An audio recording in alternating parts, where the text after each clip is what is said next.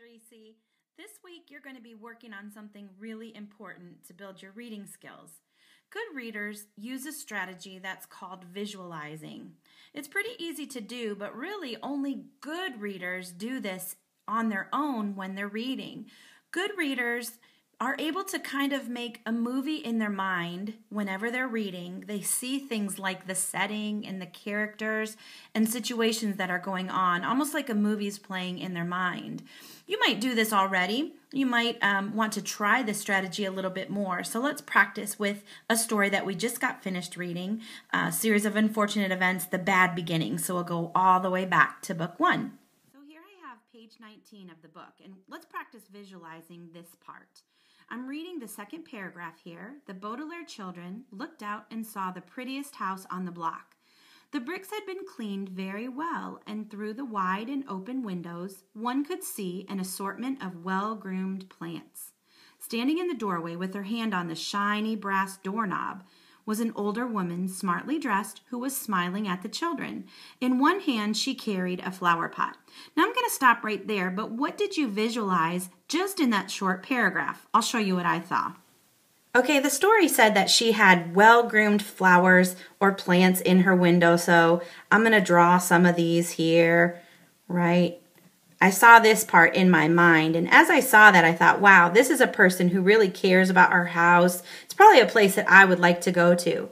She's standing with one hand, she's got a flower pot in it, that story said, so just makes me think this is a happy lady. I'm sure the Baudelaires were wishing they could live there. And I'm even seeing a house with just rainbows and butterflies over this lady's house, and just thinking what a nice place that would be.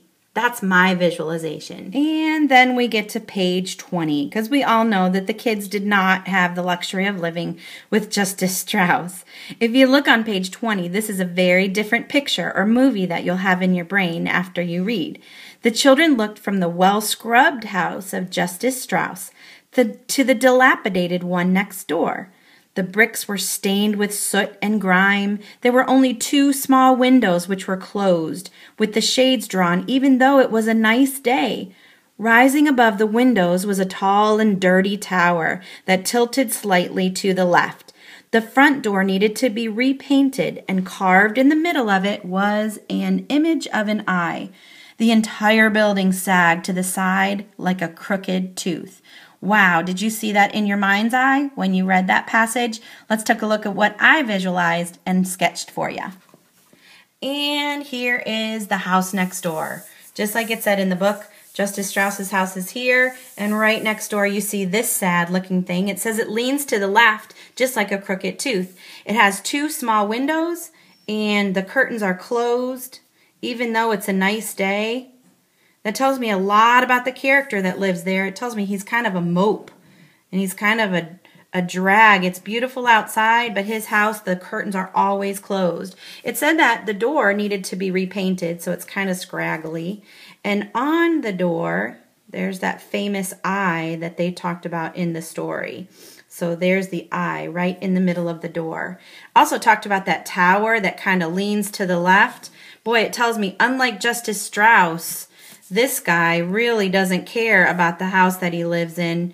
This yucky tower that, remember, the kids end up staying in. I'll even close the curtains there. And you can tell that the whole thing is dingy and dilapidated. If you visualize that part, the story takes on a whole new meaning, and you realize how really sad and miserable the Baudelaire orphans were. So that's visualizing, and it's a really important reading strategy to use anytime you're reading, no matter what.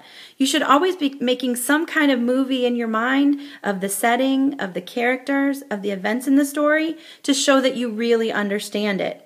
And if you come to a point where you're not visualizing and you don't see those movies playing in your mind, go back and reread again to make sure that you understand. You can also try the strategy that I used in this video, where I drew pictures of what I saw in my mind. That's called sketch to stretch, and we're going to try it during Daily 5. You can listen to someone else read a passage to you and then literally take out paper and pencil and draw what you see there. It's a great way to practice visualizing. Try it this week and you'll be a better reader.